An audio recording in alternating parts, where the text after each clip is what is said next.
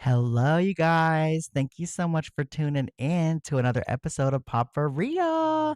And welcome to Friday's episode. I'm so excited to share it with you guys. And you guys, so much has been going on in the entertainment world. But before we get into that, I just wanted to say that it has been a very nice, peaceful day. And I've just been vibing today. And I love a good Friday feeling. You know, like when you know you're getting off work, you don't have to wake up tomorrow and do anything. I do have a busy day tomorrow, but you don't have to wake up in the morning and have to worry about work. You can go live your life for the 48 hours until work calls your name again. And I just love a Friday feeling. So, something I do almost every day after work is I am just a lazy couch potato. As soon as I get off work, I literally get on the couch and I lay down and I take a nap. I used to think that was a huge problem, but like now I'm getting to the point where like I really do appreciate a good 30-minute hour nap, if that. And I think that that's something that I've just come to love. Like I just love taking an afternoon nap.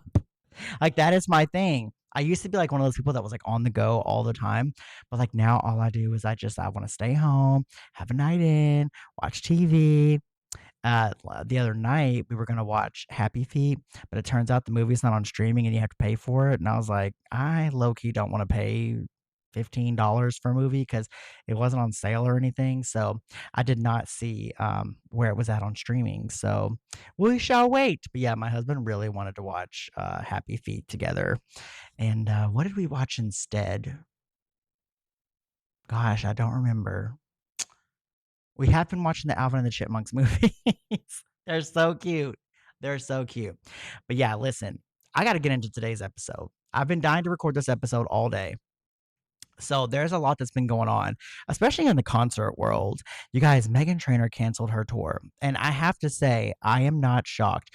I'm one of those people where like I keep up with concerts and like how it's been going and ticket sales. Because if you go on Ticketmaster or like bands in town or what is the other Axis? What is it called? But mostly I do Ticketmaster. If you go on there and you look at the shows and you have a seating chart, you can see what seats are available. And let me tell you, it's been looking pretty rough for my girl, and I'm a Meghan Trainor fan. I know a lot of people give her shit about her music because they're all like, "It's the same old doo-wop, da da da da da da," but nobody says that to Lana Del Rey, and she puts out the same dreary music like all every album. It's just the same dreary song over and over and over again, but people are not ready for those conversations, but I am. So I'm just saying, Meghan Trainor has her, she has what works for her, and I think that her tour would have been really good because she has an album release next week. And then I just saw on TMZ a little bit ago that she's also selling her mansion. So the internet trolls are going to be trolling. They are going to be throwing so much shade at my girl. And she did put out a public statement saying that it was just the right decision for her family. And she's just got a lot going on and things like that. And I'm like, "Mm, that's my girl, but it does sound very PR." Um, I think it's I think the doors should be open for artists to be able to just put it out there that the tickets just aren't selling very well. I think that it's okay to be vulnerable and say, "Hey, it didn't work out this time around, but what we can do is we're gonna revamp it. We're gonna revamp this tour, and we're gonna bring it to you better than ever. We're gonna, start from scratch, go back to the drawing board, and we're gonna bring it to you better than ever." So that was pretty disappointing, but I kinda knew it was coming. Another concert that oh god, I'm almost positive it's gonna be canceled, you guys, is the Pussycat Dolls.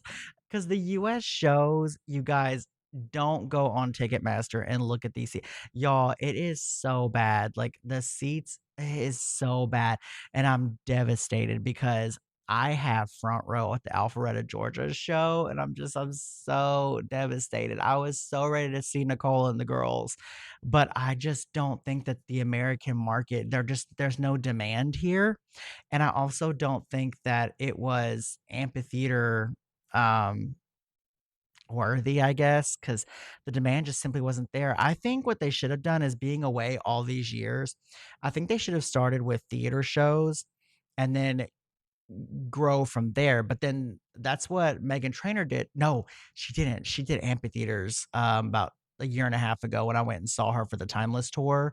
She was at the amphitheater in, Franklin, which, by the way, I'm gonna go see TLC, Salt and Pepper and Vogue there. I got my tickets. I got my tickets, baby, and I'm so excited. When they start singing Waterfalls, oh, girl, please. I had no idea what that song was about when I was a little kid, but, and I used to sing it all the time on the playground in elementary school. I'd be, like, on the swings, and I'm like, "One day he took a glimpse in the mirror."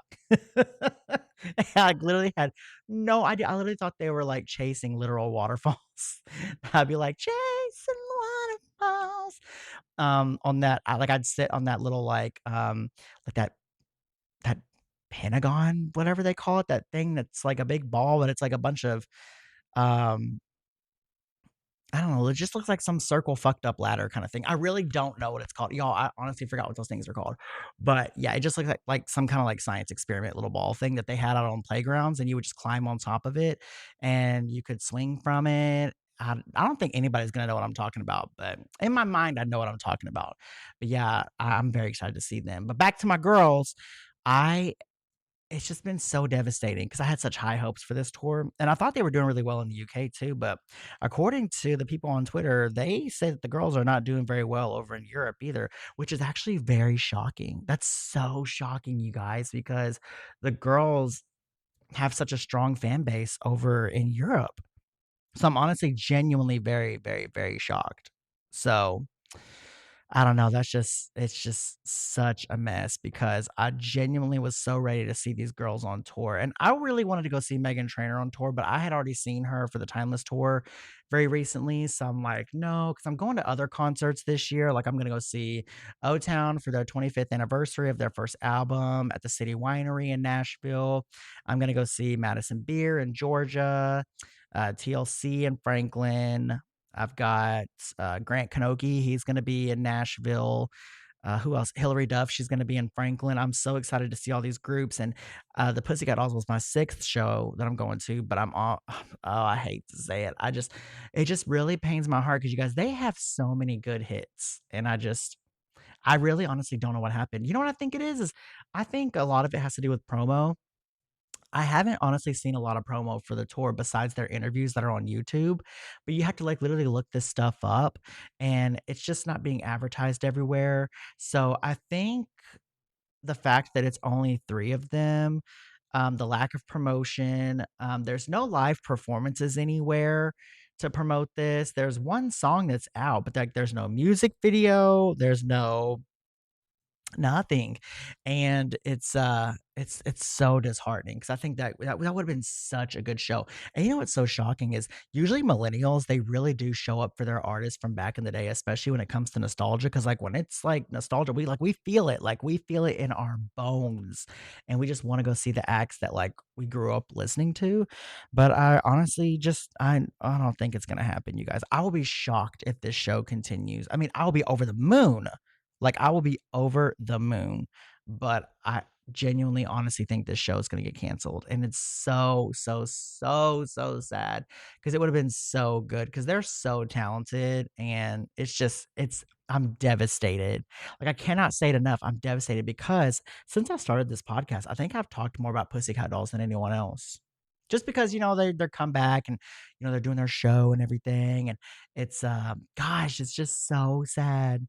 I'll have to put on my own concert here at home if that show gets canceled. I'll just perform their songs my damn self. I'll, like, stomp my foot and everything, and, oh, bless my poor neighbors.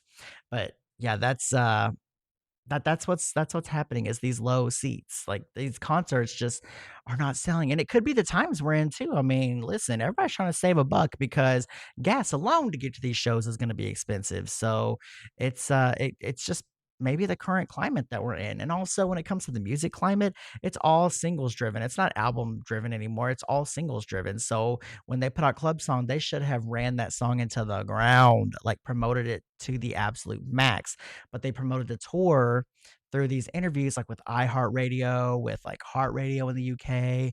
They did Elvis Duran in the morning, which, by the way, I love Elvis Duran in the morning. I love their prank calls they do in the morning. It's such a mess, but gosh,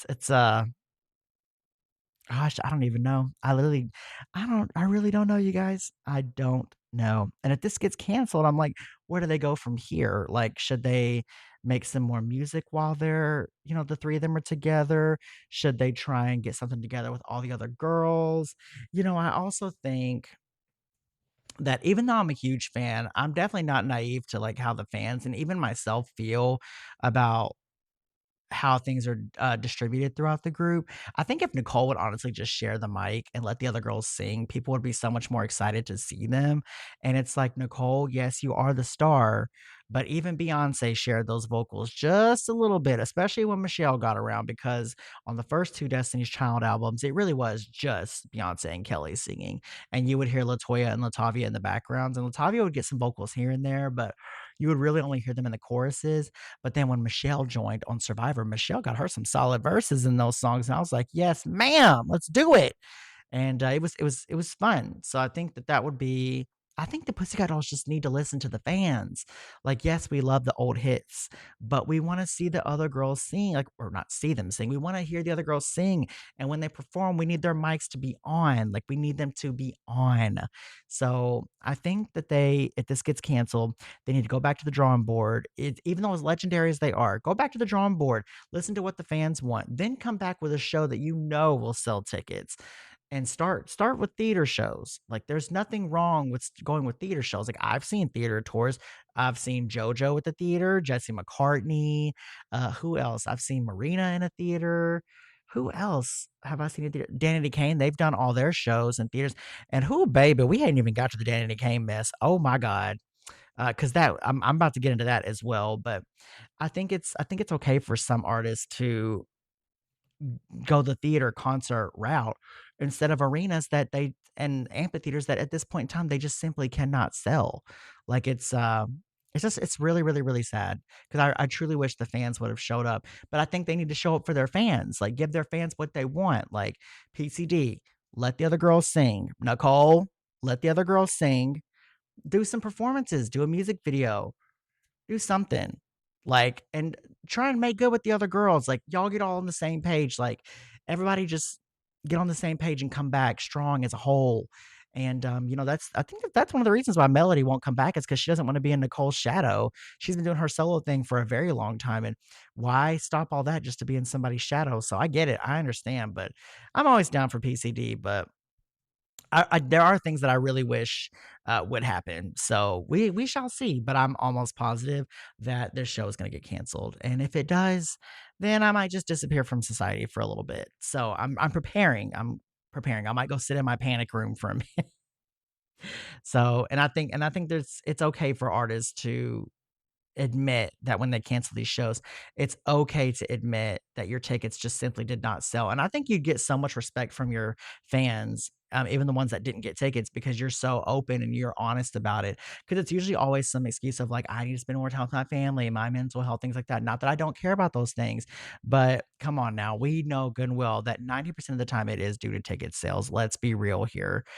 So there's that. And speaking of theater, I actually watched the Death Becomes Her show on Broadway via YouTube, and I probably shouldn't be saying that because I don't want that show to get removed off YouTube, but it was very, very good. If you've never seen that movie is classic. It's got Goldie Hawn, Meryl Streep, Bruce Willis in it, and it's the movie where, like, the girls, they're both one of them is, like, so vain and self-centered, and the other one's, like, very, like, insecure and, like, always competing with her best friend, and I don't even know why they're best friends, man, and watching the movie, I'm like, "Why the hell are y'all even best friends anyways?" But anyways, they're so competitive their entire lives, and then, one of them, they reunite after so many years, and one of them, she looks like the insecure one, she looks amazing. So, like, the other one, Meryl Streep's character, she becomes, like, incredibly insecure. She gets the name of this woman, she goes into her house, takes a potion, and then she becomes, like, immortal and has, like, the youth beauty for the rest of her life. The problem is that a few hours after she takes this potion, she gets pushed down some stairs, and so she dies and, like, twists her neck and stuff, but they're literally still alive, and then, like, she shoots Goldie Hawn in the stomach and, like, yada, yada, yada. But, it was very, very, very fabulous, and Michelle Williams, speaking of Destiny's Child, she was actually in the Death Becomes Her Broadway show, and it was so good because she played Viola Van Horn. Oh, it was so good, you guys. Like literally, the show was 2 hours long last night, and I did not pause not a single second. I was so into that show, and we had like this crazy rainstorm last night. And so while I was watching that, there was like this crazy wind outside, and it was just going crazy. And I was just like, "Ooh, baby." But I was not. I listen. I had to finish my show because I was so excited to see it. Because I actually want to go see it when it comes to TPAC in November here in Nashville, but I'm very impatient. So I looked it up on YouTube.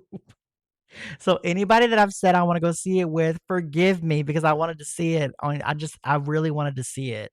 So just forgive me if you're listening because I still will be just as excited to go see the show in person. All right, something else that happened that I saw this morning. Do you guys remember Kristen Cabot? Is that how you say her last name? Cabot? She was the HR lady with the like space guy or whatever that got caught in the cheating scandal at the Coldplay concert. Girl, listen to this mess. Some paparazzi person asked if Chris Martin has ever reached out to her in regards to what happened. And she was like, no. And they were like, would you like them to? And she's like, yeah, I would.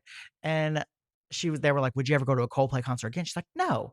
And I'm not sitting here, I'm just like, girl, how entitled could you be to be like, oh, well, I did all this and I think the lead singer should check up on me and make sure I'm okay. I'm like, girl, you did that to yourself because they did not intentionally do that to you to expose you. It was like a regular, like y'all looked like a couple, so the camera was panned on y'all, and you literally did it to yourself. Like, how entitled can you be? Yes, she was asked, but how entitled can somebody be to be like, well, they should check on me and make sure I'm okay? I'm like, girl, they ain't gotta check on you. You did that mess to yourself. Sorry, not sorry. She literally did that to herself. And when I saw the video, she looked so smug about it. I'm just like, girl, you just give me entitled Karen vibes, like very like no, that gave me the biggest ick, you guys. Like, agree or disagree, but that gave me the biggest ick when she's like, "No, but I would like him to. That'd be nice." I'm like, "Why should he? He doesn't owe you anything. If anything, you should apologize to Coldplay fans for making a spectacle at their concert." And that's my thoughts on that. And I'm sure some people would disagree, but that's just my thoughts on that. So, I want to get into something that truly I would say I would say I should be shocked, but I'm not shocked. Okay, so you guys know I'm a Danity Kane fan. I'm a really big Danity Kane fan. I love DK. I ride or die for those girls. And I actually just saw them back in December. I saw them in Detroit, and it was Aubrey, Andrea, and D Woods, and they put on a great show. I have a really cute picture with them. Um, I should put that on my Instagram for this show because it's on my personal Instagram, but that page is private. So yeah, I saw them and they seemed like a very like cohesive unit. Everything seemed to be great because I did the meet and greet with them and they were fabulous and they were so pretty in person and just looked like stars. But apparently things are starting to go downhill for them again. But to be honest, what the hell else is new? Danity Kane has always had drama. And as a fan, oh, it's like it's so disheartening because I really truly wish my girls would get it together because it's just really sad how things have just transpired for them throughout the years because the group has so much potential. I mean, going all the way back to making the band, when the group was put together, it was like literally one of the biggest moments in music reality TV history because Danity Kane, they really did it for the music bands that got put together from TV shows back in the day. You're talking like this is the early 2000s, okay? This was like before social media really, really, really took off. This is like back in the MySpace days. So yeah, just thinking about the situation literally just has me like at such a loss because so basically what happened is that there is a show out in LA, some kind of festival. I didn't get too deep into it because once I saw that it was out in LA, I was like, well, girl, I ain't worried about that because I'm here in Nashville, so I know I'm not going out there. But apparently, and I saw the advertisement this morning and I saw that it said with special guest Danity Kane. I was like, oh my God, the three of them must be getting back together again for a show. That's amazing. Turns out, as the day went on today, the news just kept, like, getting worse and worse and worse. Like, basically what happened is there was a statement from the Danity Kane official page, and it looks as if the statement was from Aubrey. So pretty much only 2 of the girls are gonna be there, and that's Andrea and D Woods. And then Aubrey said that her, Dawn, and Shannon were not even informed about this show. So she said that by them posting this and say Danity Kane is going to be there, that it's basically false advertisement. And I really I agree because if you're going to do a show and you're going to use the name, you should be asking everybody who's in the group who's there. However, in the past, when the group has gotten together for their reunions, I mean, my God, go back to 2013, 2014. That was just the hottest mess, girl. That was the hottest mess. D Woods claims that she wasn't even asked to be a part of that show. And there was so many like things going on with the group at that time because that was their first reunion after they broke up the first time. And yeah, D Woods hasn't been back for such a long time. And Andrea left back in 2014 and they just came back last year. So you're talking 2025, all those years that they spent like not with the brand, not performing with them. Cause for a while it was Danity Kane with just the three with Aubrey, Dawn, Shannon. I saw them in Atlanta at the Buckhead Theater. They were amazing. The crowd was a little wild, but they were amazing. Like seeing Aubrey crowd surf was so fun.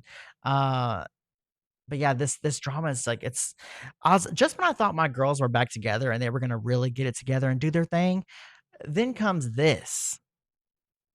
And I'm just like, ladies, y'all are honestly too old for this. Y'all are too old for this. And I just wish that Danity Kane would really get their stuff together because they have so much potential to be an iconic, legendary group. And keep in mind, they've only got 4 major singles. That's it.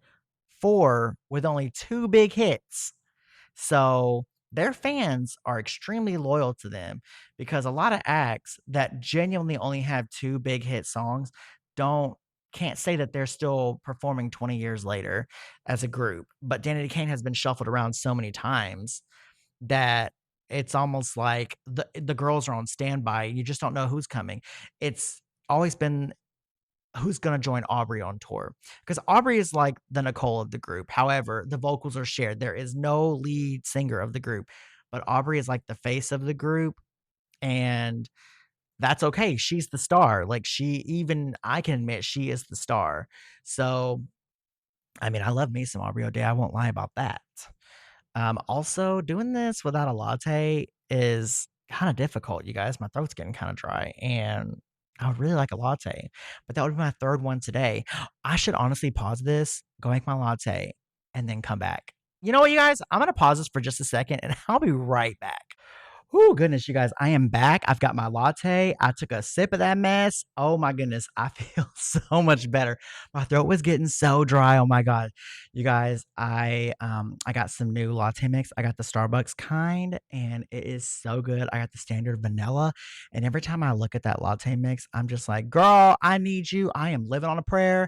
And that thing looks at me and is just like, take my hand and we'll make it. I swear. I'm like, yes, baby, I've done taking your hand. Let's make it happen. That was so corny. Okay, but yeah, let me get a sip of this real quick because this is oh my god, it's so good. I'm drinking this out of a jar because that's just what we do in the South.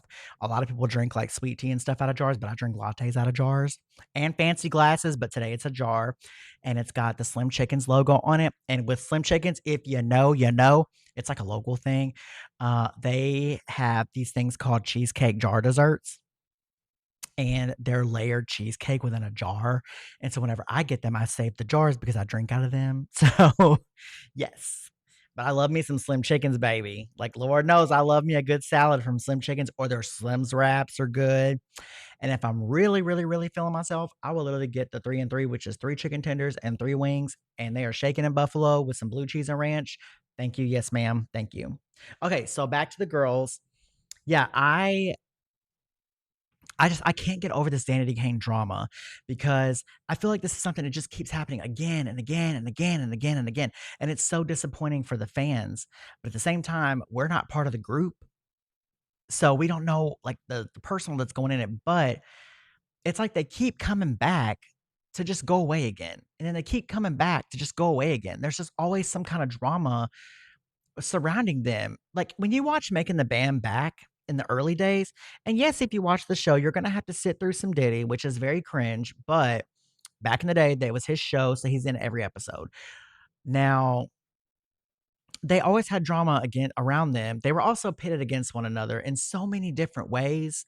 But if you watch like documentaries about them on YouTube and whatnot, there were things happening behind the scenes that was never broadcasted on the show. Like apparently Dawn had like done some like cyber stuff to them and was going online making hate comments, and it was just a lot. I remember Aubrey was on a radio show talking about it, and she even gave out Dawn's like IP name was like Expifian or something like that. Girl, that was the craziest mess I've ever heard in my life. So basically, what that was is the girls would always have negative comments about them online, and it was comments that would be geared towards like D Wood specifically, the other girls calling them this, and that. And one day, I guess apparently a laptop was out and Aubrey had I really don't know, but they found out the IP had traced back to Dawn. And then when they went on Dawn's computer and did something, they typed in something, and Expifian was the name that popped up in an autocorrect right away. And they were like, oh my God. So every time they get together, I'm like, did y'all talk about this Expifian thing? Like, that's crazy to me. Like, that is so crazy to me. Y'all have got to find that interview. Is it like the Breakfast Club or something? I don't remember what that show was called, but baby, Aubrey was spilling some tea, baby. That's one of the reasons why I love Aubrey O'Day is that every interview she's in, she never holds back. She don't give you a boring interview. That's one thing. Aubrey O'Day will never give you a boring interview. She will give you everything and then some for your show. Like she will give you everything she has for your show. I wonder if I can get her on my show one day. How many thousands would I have to cough up just to get her on my show? And we can dish all things DK. Oh, this is so sad. Listen, I even took some notes throughout the day of things to talk about when it came to Danity Kane. And first off, let me just mention when I saw them last year, this is one of the things where I'm like, okay, so a lot of people are thinking that their last tour was like a money cash grab.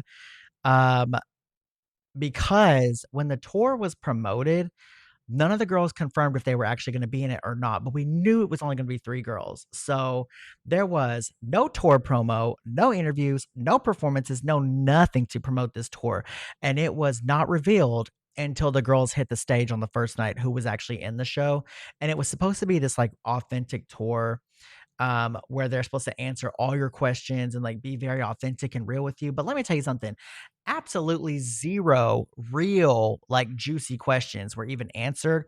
I think the audience was a little too scared to ask some juicy questions, but the girls were very like candid. They sat on the stage, talked to everybody, told their stories and things like that. But they were not talking about any of the drama that they've ever had and how they got through that and how they're in this shared space today, which I think would have been really important for the fans to hear. But that's just me.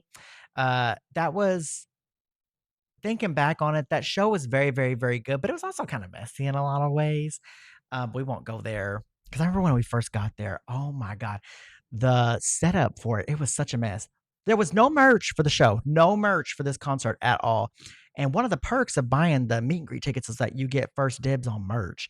They told us that links were going to be sent out mid tour for merch for that concert. Girl, we never got nothing. We did not get anything. And I was ready to drop a penny on some Danity Kane. I was so ready to drop some money on them.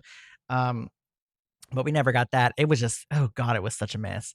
And the only merch that they had, I think, there was no merch. There was no merch at all. Now that I think about it, none. Because I remember asking somebody that worked there, where's the merch stand? And she was like, they don't have one. I was like, ooh, baby, budget cuts. I was like, ooh, I'm glad we got a little free little picture along with our sticker. We got a sticker and a little picture. Did we get anything else? Gosh, we sure did not get anything else. I think that's all we got was a sticker and a little picture you can put in a little itty bitty old frame. It wasn't even like one of those pictures you get at conventions. You know, like those like kind of big standard ones that look like a regular sheet of paper, but it's like their picture. This one was so little. It was like one of those little itty bitty ones you give to like one of those pictures that you put in a frame to give to somebody, but it's so small because you don't really give a fuck about them. You just gotta get them a gift. It's like one of those, like, $6 gifts. Oh, that's terrible. So if anybody gets a little picture from me, oh no, I just threw myself under the bus. That's okay. But I'm just saying, girls, that picture could have been a lot bigger. But because I would have loved to have had them sign it or something or like frame it. But Lord, if I frame it, nobody's gonna be able to see it. It's gonna be like a little Polly Pocket picture on my counter. Ain't nobody gonna see that mess. But it's just always been such a mess with those girls, and I love those girls, like, their music is just so amazing to me, and it's crazy because the original lineup only did 2 albums, but Damaged goes so hard. Showstopper, I mean, that's a song that just, like, really, really, really gets a show going, like, Showstopper is amazing, and it's just I don't know why my girls can't get it together, I do not know. I'm like, "Y'all, we are in a new year, and summer is about to happen, and y'all are showing out for summer." Like, I love when people bring the heat, but not like this. Like, I want these girls to be together and do something for the fans because I think I've said it in a podcast before. These nostalgic acts that we've grown up listening to, they're getting older, okay? They're gonna be like pushing 50 at some point. And then when you get in your 50s and 60s, I really don't see them doing Showstopper at 60 years old. I mean, I don't. I mean, I don't know if that's like some kind of form of shaming, but I mean, forgive me if that's the case. But oh my god, you guys, it's just so disheartening. I just need my bands to get it together. And I checked the City Winery tickets, the seating for the O Town show, and like the whole back section and like the upper sections, like those seats are still empty. I'm like, baby, is everything that I like a curse? Like, is everyone I like just doomed to like not sell a concert ticket? Like, what is going on? Even the TLC show has so much controversy that I touched on in the last episode, but I still went and got my ticket because baby, them things are selling out.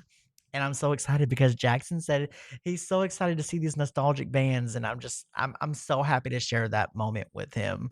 And if you don't know, Jackson's my husband. If you're like this is your first time listening, I have a husband named Jackson, so you will hear me talk about him a lot because he's my person. I literally go through this life with him, so you're gonna hear me talk about him a lot, and maybe one day I'll get him on the podcast.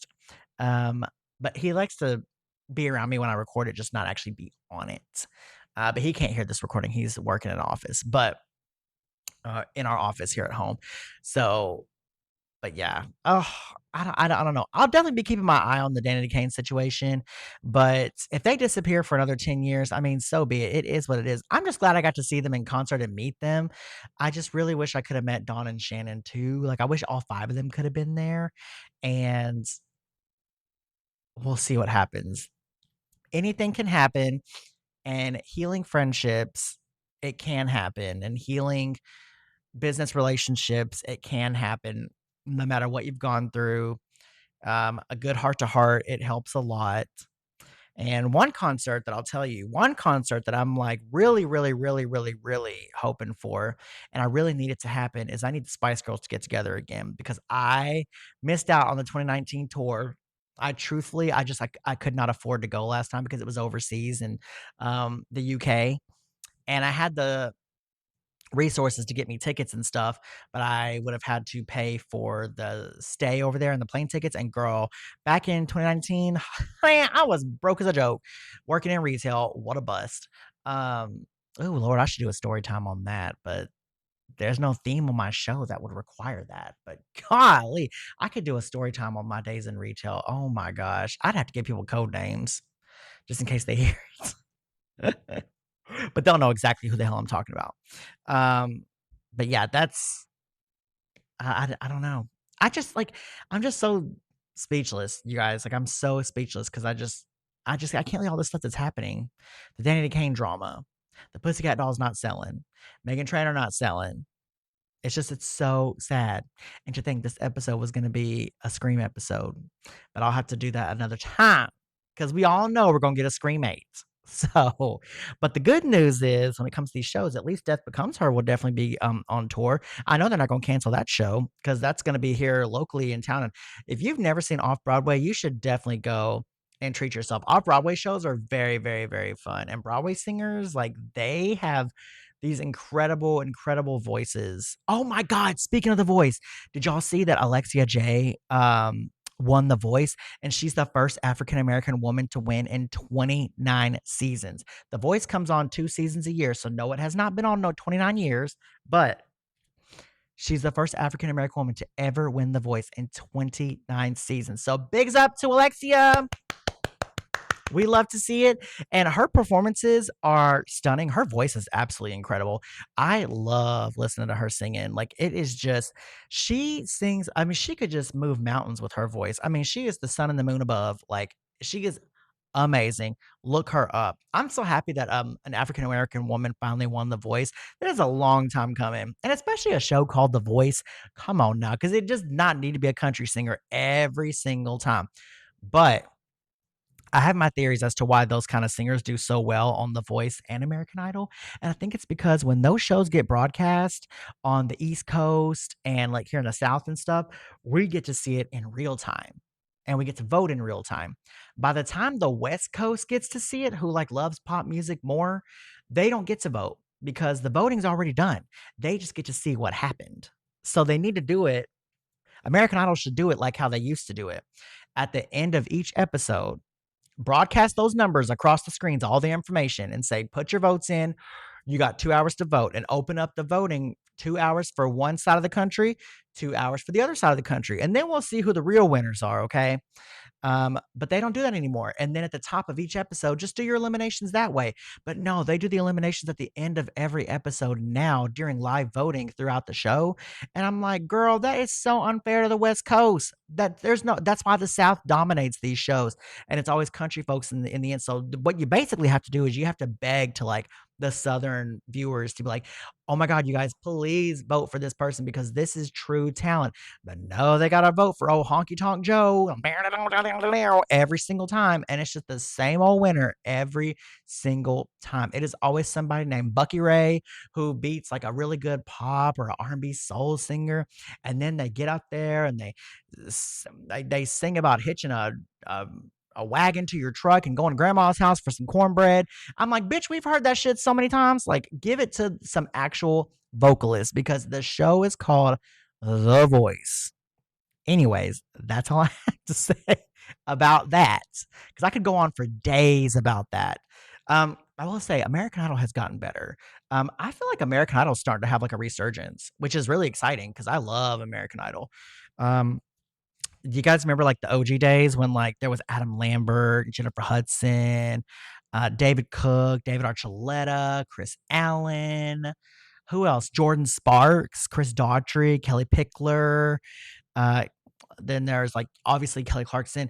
Did I already say Kelly Clarkson? Then there's like Ruben and Clay. Like they were really big in their season. That was like the showdown of the century. Yeah, there's the old school American Idol was is so good.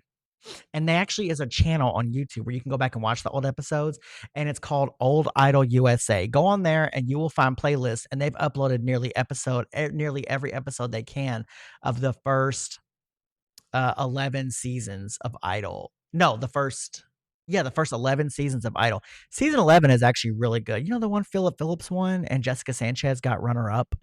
That season was amazing. I loved that season. I did not know who was gonna win, and I really didn't even care who won. They were all so good that season.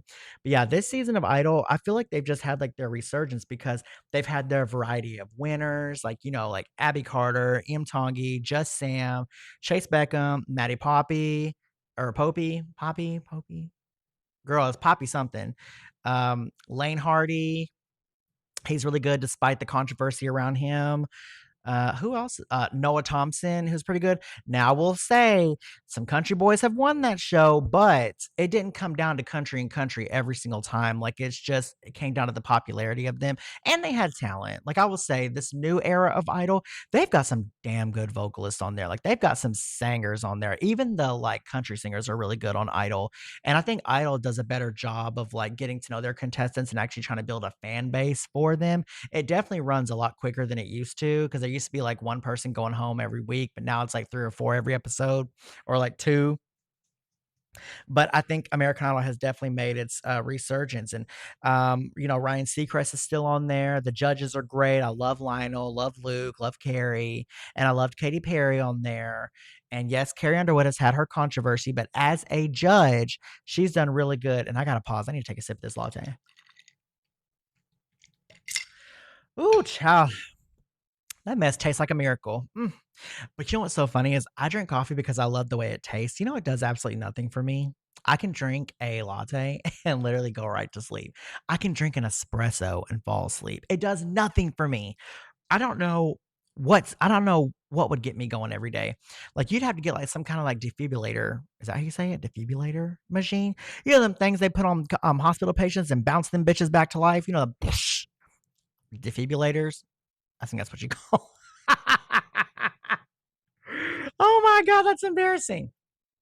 But yeah, that's what it's gonna take to get me to come back to life anytime I, like, get really tired. Because that's another reason why I get so sleepy all the time. Because this coffee just does nothing for me. Yeah, 3 coffees? I should be doing some cartwheels down the sidewalk where I live, but I'm not doing any of that. Actually, there's a bunch of mud and dirt everywhere from last night's storm. It was all over my front door. I gotta go clean that actually. But yeah, you guys, this has been like a really fun episode to make. Even though, despite the drama, I do love recording these episodes for you guys. And pretty soon, well, I don't want to say pretty soon, I don't want to give false hope. But eventually, I would love to transition into videos instead of just audio. I would love to also transition into video and record those and put those on YouTube. Because right now, the audio podcast is pretty much like what I'm focused on. I'm not really so much focused on the YouTube aspect right now because I've not been recording this stuff on video, but that's something I would love to eventually get into. And, again, I am so thankful for all the support that I've gotten. All my friends, you guys have been so lovely about this and everybody's feedback. Like, I absolutely love you guys, and I cannot wait to give you guys another episode, and I love recording these episodes, especially on Fridays.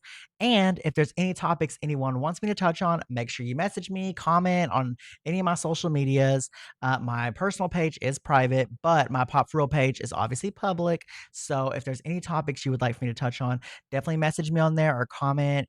And yeah, I cannot wait to do this again with you guys very soon. So I'll catch you guys later. Bye.